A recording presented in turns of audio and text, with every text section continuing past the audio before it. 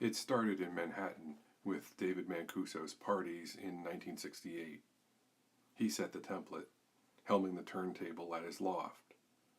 Specialized sound system, curated records, inclusive atmosphere. By invitation, thereby free from police raids.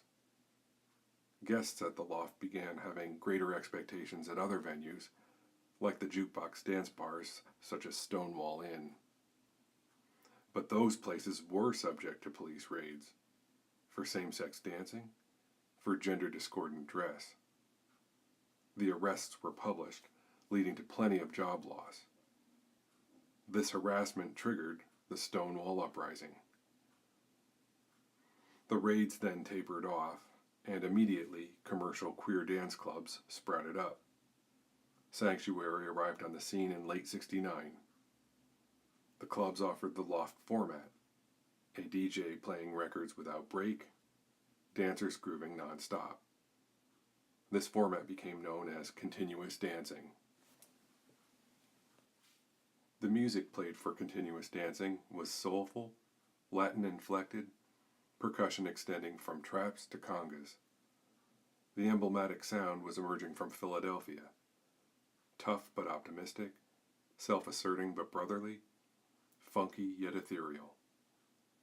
In '69, WDAS and WWRL played records by George Tinley, the O'Jays, Bunny Sigler. I Can Dig It by the Daily Diggers had an instrumental B-side.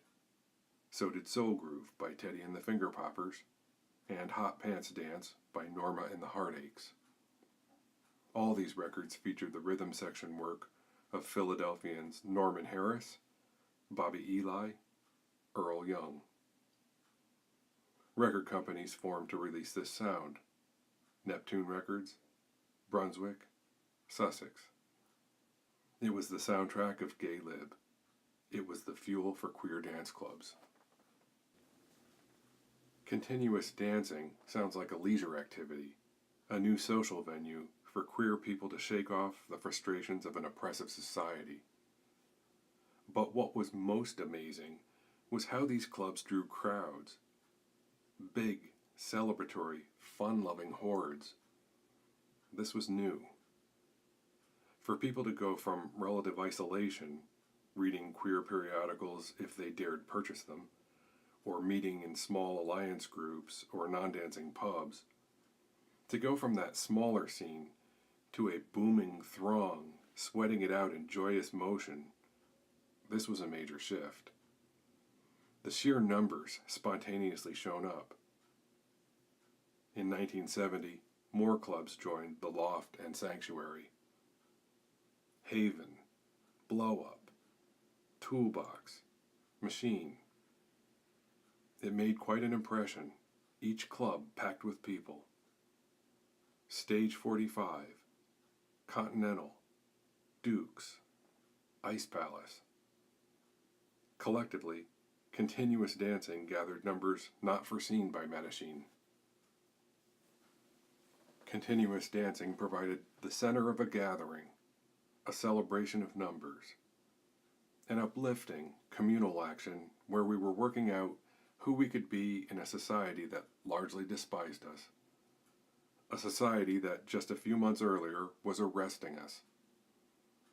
In large crowds, we saw ourselves anew, and we shaped roles for our lives, to relate to each other, to relate to the larger world.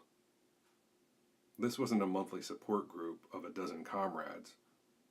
The crowds on the dance floors, every week, offered an array of role models and cautionary tales. It would be difficult to overstate how vital the dance clubs were to what was then called Gay Lib. There, information was disseminated, political advances were devised and posted, work connections were forged, lovers were met. Lives that mattered were fostered in the clubs. By 1971, continuous dancing acquired its second name, disco. It referred to the style of nightclub and to the style of music played in it. And by that point, pride parades had their second year, community action groups formed agendas for social justice, and took offices outside someone's living room. But the discos spread the word faster than any other channel. They became, informally, a backbone of queer activation. From 1972, discos expanded into regional areas, first cities and later in less populated areas, where they served as de facto community centers, proving a need for advocacy organizations in far-flung towns, again by gathering large groups on a dance floor. During the Stonewall semicentennial, the discos were places to celebrate accomplishments of the queer community and to incubate new goals. In the first decade, the theme was liberty, but also recognition that we existed in greater numbers than we ever dreamed. In the second decade, the theme expanded to confront a plague and to push not just freedom, but legal protections equal to those of other people. The third decade saw legislative movements taking root. The fourth decade enlisted the support of a new generation, queer or not.